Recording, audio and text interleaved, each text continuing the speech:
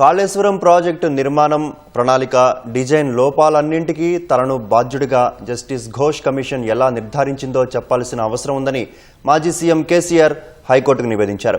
సాక్షిగా పిలిచి దోషిగా అభియోగాలు మోపారని పిటిషన్లో తెలిపారు. తన ప్రతిష్టను దెబ్బతీసేలా నిర్ధారణ ఉన్నప్పుడు అందుకు గల ప్రతిపదికను సెక్షన్ 8(b)(c) ప్రకారం నోటీసు ఇవ్వాల్సి ఉందన్నారు.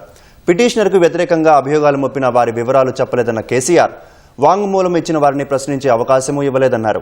రాజకీయ దురుద్దేశాలతో ఏర్పాటు చేసిన కమిషన్తో పాటు ఘోష్ నివేదికను రద్దు చేయాలని హైకోర్టును కోరారు. కాళేశ్వరం ప్రాజెక్టులో భాగమైన మేడిగడ్డ, అన్నారం, సుందిళ్ల బ్యారేజీల నిర్మాణంలో ప్రణాళిక, డిజైనింగ్ తో సహా అన్నింటికీ ముఖ్యమంత్రిగా తానే బాధ్యుడినని జస్టిస్ ఘోష్ కమిషన్ ఏ ప్రాతిపదికన నిర్ధారించిందో చెప్పాల్సిన అవసరం ఉందని మాజీ సీఎం కేసీఆర్ హైకోర్టుకు నివేదించారు. ప్రభుత్వం అందించిన రికార్డుల ఆధారంగా నిర్ణయించడం సరికాదని, దానికి సంబంధించిన ఆధారాలను అందించి వివరణ తీసుకున్నాకే నిర్ధారణకు రావాల్సి ఉందన్నారు. కమిషన్ ఇందుకు విరుద్ధంగా వ్యవహరించిందన్నారు. కాళేశ్వరం బ్యారేజీల న్యాయ విచారణ నిమిత్తం జస్టిస్ పీసీ ఘోష్ కమిషన్ నియమిస్తూ జారీ చేసిన జీవోను సవాల్ చేస్తూ కేసీఆర్, హరీష్ రావు, ఐఏఎస్ స్మితా సబర్వాల్, మాజీ ఐఏఎస్ ఎస్కే జోషీలు దాఖలు చేసిన పిటిషన్లపై ప్రధాన న్యాయమూర్తి ధర్మాసనం విచారణ చేపట్టింది. కేసీఆర్ తరపున సీనియర్ న్యాయవాది దామా శేషాద్రి నాయుడు వాదనలు వినిపిస్తూ విచారణ ప్రక్రియ సరైన విధి విధానాల ప్రకారం జరగలేదన్నారు. కమిషన్ ఏర్పాటు జరిగినప్పుడు నోటీసులు జారీ చేయొచ్చని, అందులో ఎవరైనా వచ్చి తమ వద్ద ఉన్న సమాచారం అందించవచ్చన్నారు. అదేవిధంగా ఎవరికైనా నోటీసులు, సమన్లు జారీ చేసే అధికారం సైతం కమిషన్ కు ఉందన్నారు. అందులో భాగంగానే పిటిషన్లకు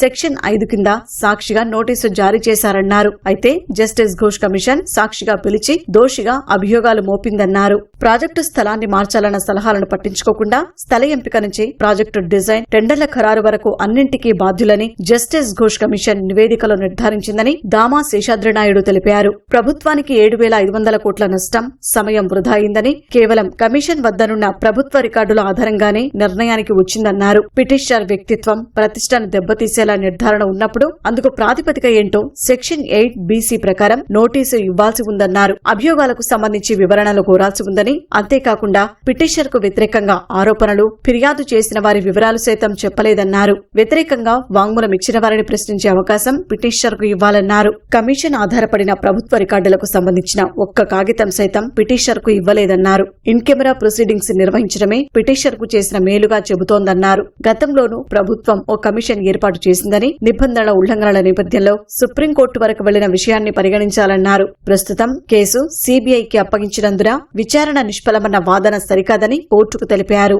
విచారణ అనంతరం జస్టిస్ ఘోష్ కమిషన్ సమర్పించిన నివేదికలోని అంశాలను నిర్ధారించుకోకుండా అధికారులు ఒక బృందంగా ఏర్పడి 60 పేజీల సంక్షిప్త నివేదికను రూపొందించారని కేసీఆర్ తరపు న్యాయవాది హైకోర్టుకు వెల్లడించారు. రాజకీయంగా దెబ్బతీయాలన్న లక్ష్యంతో ఈ సంక్షిప్త నివేదికలోని అంశాలను ముఖ్యమంత్రి, మంత్రులు పవర్ పాయింట్ ప్రజెంటేషన్ ద్వారా మీడియాకు వెల్లడించారన్నారు. విచారణ కమిషన్ నివేదిక సమర్పించినట్లయితే దాన్ని అసెంబ్లీలో చర్చకు ఉంచాల్సి ఉందన్నారు. అసెంబ్లీలో చర్చకు పెట్టకుండా పిటిషనర్ కు కాపీ అందించకుండానే మీడియాకు వెల్లడించడం వెనుక రాజకీయ కారణాలు ఉన్నాయన్నారు. అందువల్ల రాజకీయ దురుద్దేశాలతో ఏర్పాటు చేసిన కమిషన్తో పాటు అది ఇచ్చిన నివేదికను రద్దు చేయాలని కోరారు.